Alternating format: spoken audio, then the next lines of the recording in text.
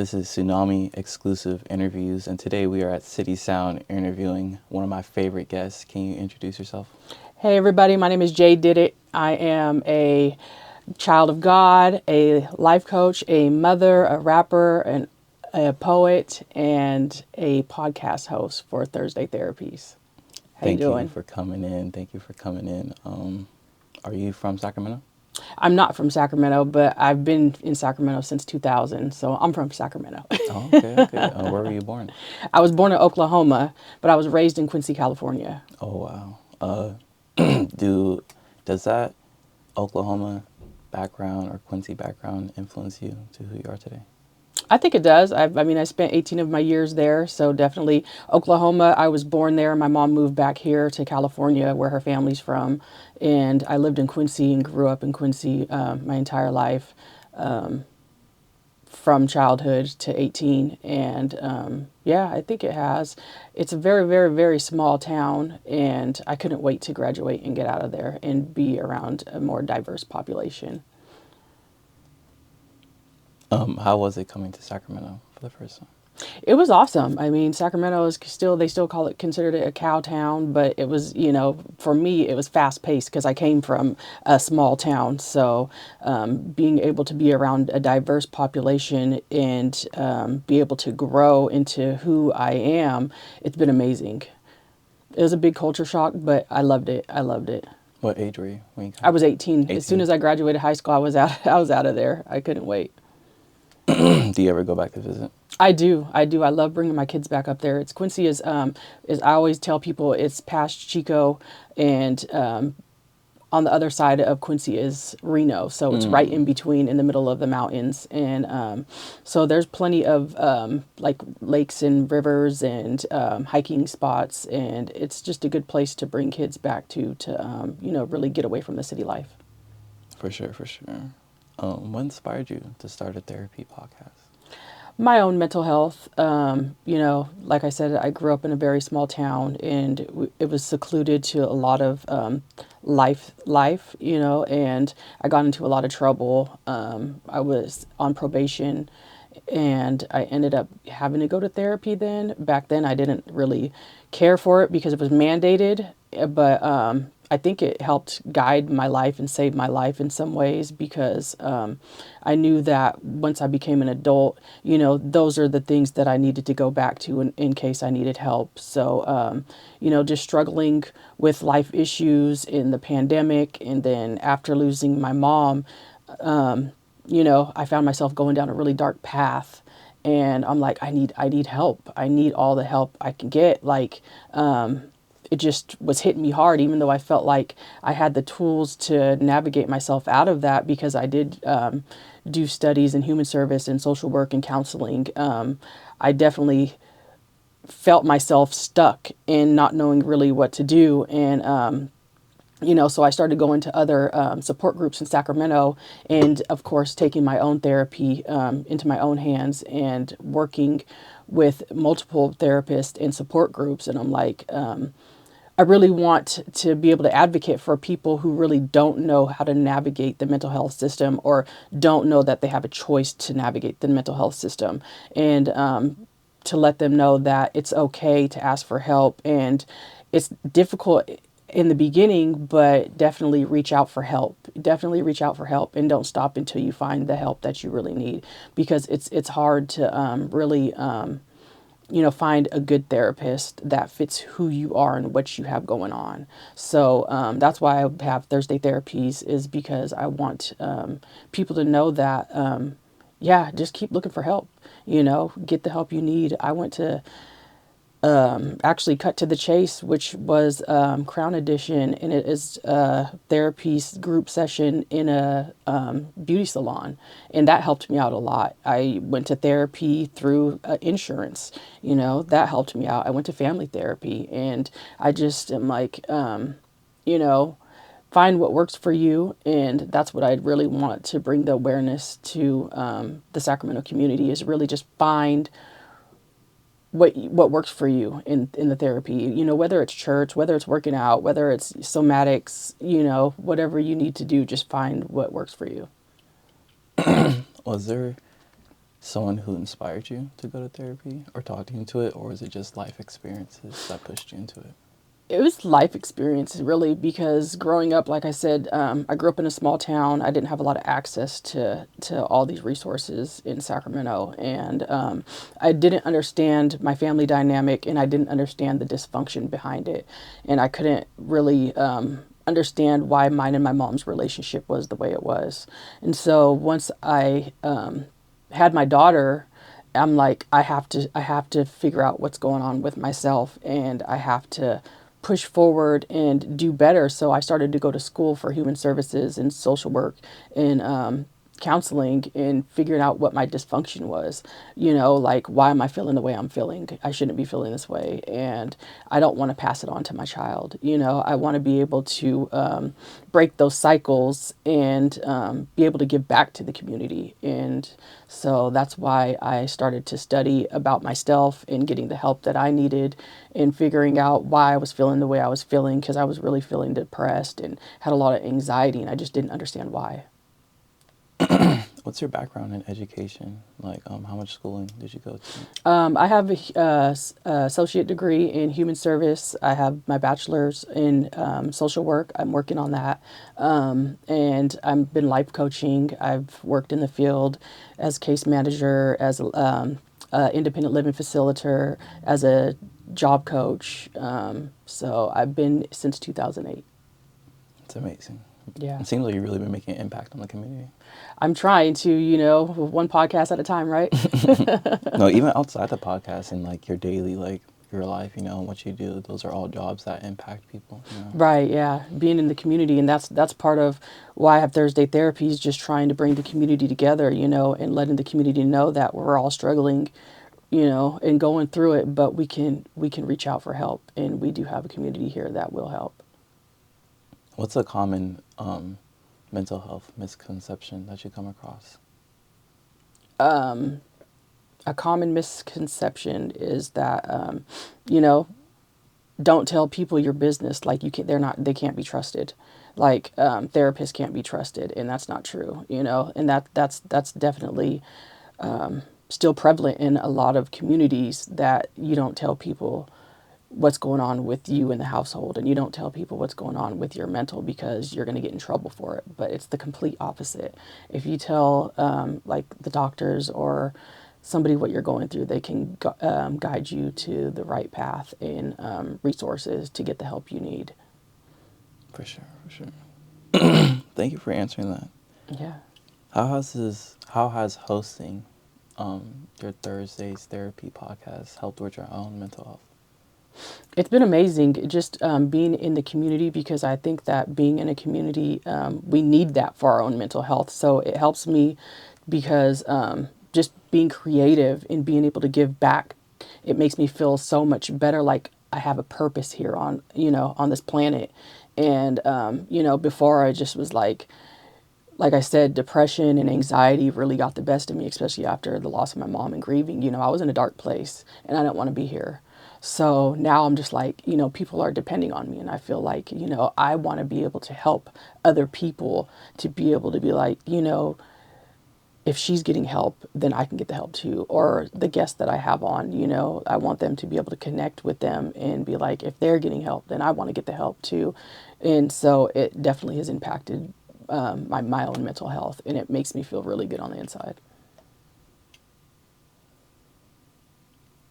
How do you balance discussing heavy topics without like burning yourself out? I have boundaries. Like I said, I went through a dark path, and God has opened my eyes to a lot of things. I still seek therapy, and being able to create is part of what helps me balance. Like, I do music, I've been writing raps and going to open mics, and that really helps me to express what's going on the inside and letting it out, and just being able to treat myself to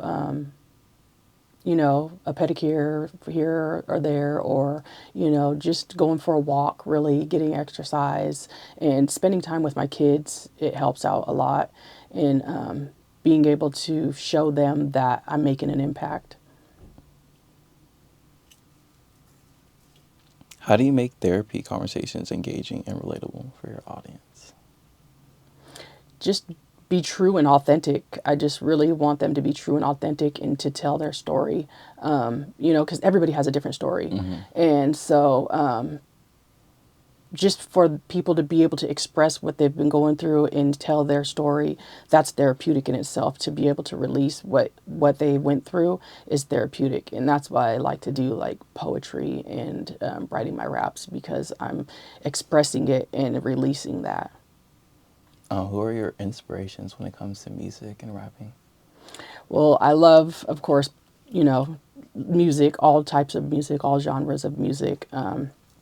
Definitely old school, like I love Tupac and E40 are my favorite artists, and they speak a lot about the community and the struggles in mental health. And I hear a lot of it now in today's music. Like I was just doing a post with Megan Thee Stallion about, her anxiety issues. And I just love it. It inspires me that people are talking about it more often, and especially in expressing it in their music, in hopes to help people, because mental health, it doesn't discriminate. Who are some artists that you listened to while growing up? Tupac, E40, Oh, Tupac, Scarface, E40, Scarface. the Jacka. What's next for your therapy podcast? Like, what are some big moves that you're looking forward to? Just interviewing more people in the Sacramento community. I would like to network and get some community leaders on my podcast, and more artists, larger artists, definitely athletes. I would like to get athletes on the podcast and just continue to bring that awareness to the overall community. Yeah, really trying to bring diversity to your podcast. Absolutely, absolutely. If you could collaborate with any other podcaster or creator, who would it be?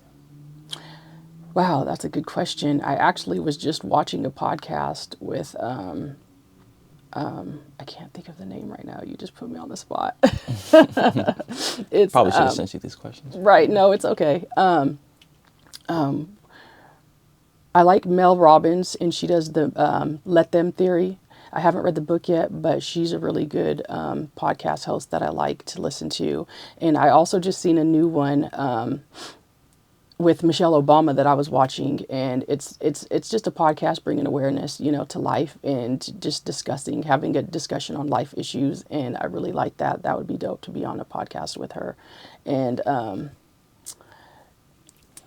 the guy's name, I can't think of it right off the top of my head, but yeah, no, definitely, I definitely would like to be on a Mel Robbins podcast, or it's gonna come to me. No, I'll for double sure. back. Are you currently working on anything new as a creative right now? Any new projects? Any new songs? Anything? I have a lot of songs that I'm working on right now. I'm actually trying to get into the studio. Probably this Sunday, I'll be in the studio working on something. I have a lot of stuff written that I just need to tap into and start putting out. But I just practice a lot at the open mics, and I definitely have been starting a poetry book. I've been bringing all my poetry together, so I'm working on doing that hopefully sometime this year, definitely. And I don't really have any events coming up. I did just do an event at C'est La Soul. I did my first event there, and it was amazing. So I'm going to be probably working with Self-Design Art Gallery and doing a show soon, very soon. I'm looking forward to that. Yeah, definitely. When did you get connected with the poetry community in Sacramento?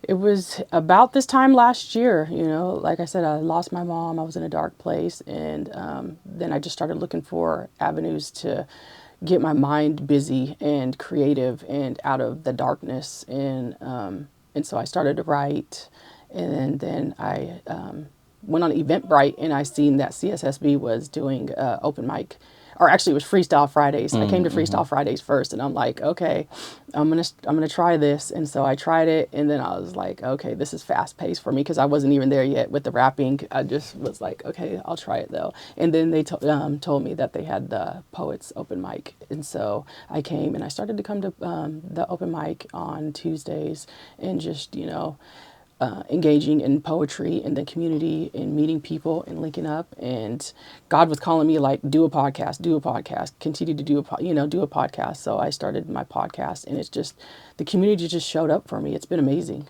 Yeah, it's amazing. A lot of people care about mental health these days, and so I think a lot of people are excited to see you put on a platform, Right. talking about that. I had a question. I forgot what I was gonna say.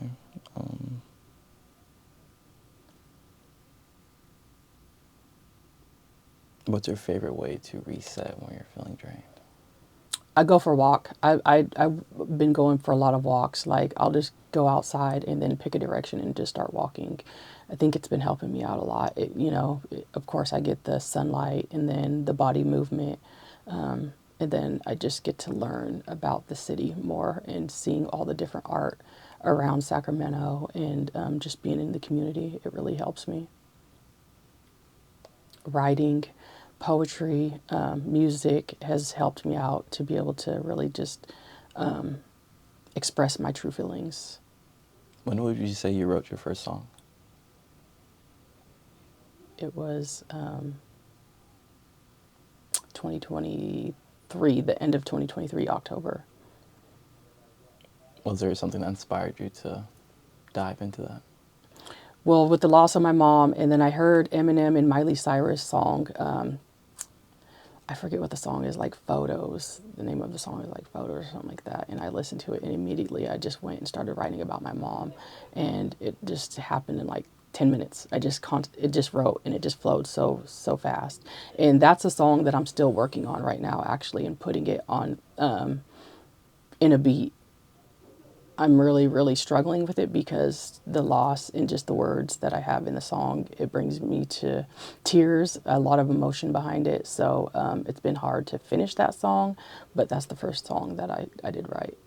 I wrote it as a poem, but it's definitely a song. Are you looking to drop any songs soon or this year? Yes, I'm actually working. Like I said, I'll be in the studio this weekend, and I have some songs already that I've been playing around with and sampling. So I definitely am working on an album. I don't have a date yet. For sure, for sure. We'll be looking forward to it. Do you have any? Okay. Do you have any advice for the viewers who are inspired by what you do as a creative? I just want to advise you to just keep showing up for yourself. I know every day gets difficult, and some days feel like you're not even moving in the right direction, but you just got to be consistent. You got to continue to show up for yourself because nobody else is going to show up for you. If you want something, you have to keep showing up. You definitely have to keep showing up, and just be gentle with yourself too. Like, if stuff doesn't happen right away, it's okay, because as long as you continue to put the work in, it's going to turn out. Things are going to turn out for the better, because this was just the thought of the podcast. I kept thinking about it. And then I posted on Instagram that, okay, I'm going to do this podcast coming soon. And then it wasn't till months later that I actually did my first episode. So it might not happen right away, but just keep putting in the work. Definitely. Even on the bad days. It's okay to have a bad day though. If you don't do something in one day, don't beat yourself up for it, because I know a lot of creatives do that, and they feel like they have to be constantly on the go and constantly creating. It's okay to take a break. I recommend that you take a break. Make sure that you're exercising, eating good enough, make sure that you're sleeping enough, and putting boundaries on yourself and your work. Definitely, because you don't want to get burnt out. For sure, for sure. One of our last questions, do you have any advice for people who may be mentally struggling with the change of the presidential administration? Like those who are struggling adjusting to new policies, I think my best advice for you is really to seek help, to be able to regulate your emotions in your mind, and try not to dig too deep into the politics. Like, I don't even watch the news. I don't watch the politics on social media. Limit that access. I know it's easier said than done, but that type of stuff is triggering.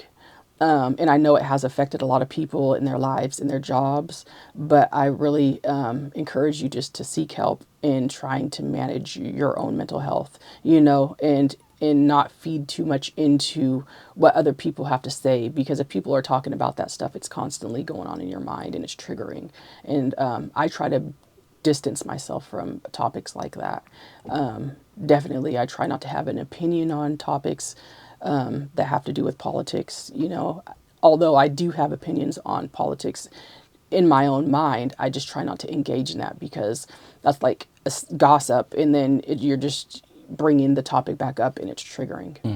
So I just say that really, get help to manage your mental health, and then, try to limit access on what's going on, because there's nothing you can do about it. As an individual, there's nothing you can do about it. I mean, if you did your due diligence and voted and did what you needed to do, and now we are where we are right now, just trying to protect your mental health. Well, thank you so much for coming on the podcast, speaking some of your wisdom for our viewers. And thank you for letting me come on your podcast about a month ago. That was a really amazing experience. Yeah, no, thank you. I'm honored to be on this show, this podcast. It's really, it's a show, baby, man. It is. It's all a show.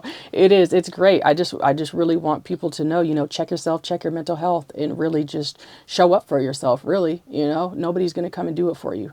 Life is hard, and we all are going through shit. But at the same time, we're the only ones who can show up for ourselves. So where can we find your podcast? Where can we find you on Instagram? Instagram is JDidIt24, and my Thursday Therapies is on YouTube, Thursday Therapy Podcast. For sure. Yes, thank you. All right, thank you. Check yourself, check your mental health. Thank you.